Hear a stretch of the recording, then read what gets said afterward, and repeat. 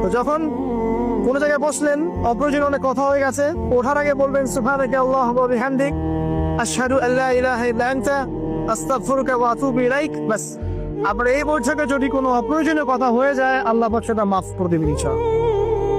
এটা মা বোনদেরকে শেখাবেন, কারণ তাদের এটা বেশি প্রয়োজন।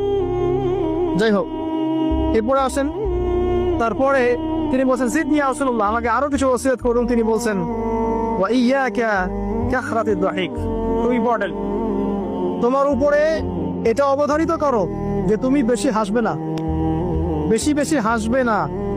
সূরা তাওবার মধ্যে একটা আয়াত আছে, তারা বেশি বেশি হেসে নিক, অচিরে তারা এমন অনেক বেশি কান্নাকাটি শুরু করবে।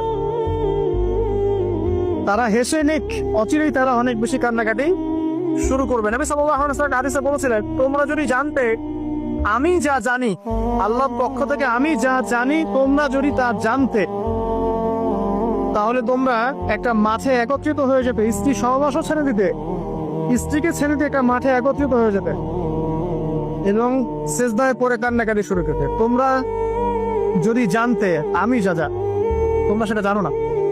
তো বেশি হাসাটার কুফল কি? নবী সাল্লাল্লাহু আলাইহি ওয়াসাল্লাম বলছেন ফাইন্নাহু ইউমিতুল কলবা, এটা ওই সে কলবের কথা বললাম, কলবের যত্ন নিতে হবে, কলবকে মেরে ফেলবে। বেশি বেশি হাসলে কলবকে মেরে ফেলবে। আবার এখন থেকে কিছু ব্যায়ামের অ্যাসোসিয়েশন বের হচ্ছে, এরা সবাইকে হাসায় হো হো করে, এরা সবাইকে হো হো করে হাসায়, বলে জোরে জোরে হাসলে হার্টের অসুখ নাকি কম হয়। আর আল্লাহ রাসূল বলছেন যারা বেশি বেশি হাসে এদের কলব মরে যায়। নবীজি কেমন করে হাসতেন? নবী সাল্লাল্লাহু আলাইহি ওয়াসাল্লাম মুচকি হাসতেন, তিনি হাসতেন। এমনকি বলা হচ্ছে হাদিসে, নিজের দিনী ভাইয়ের সাথে, মুসলিম ভাইয়ের সাথে হাসি মুখের সাক্ষাৎ করলে নেকি হয়, আবার রবেন নাকি খাবার। তো হাসবো অবশ্যই আমরা।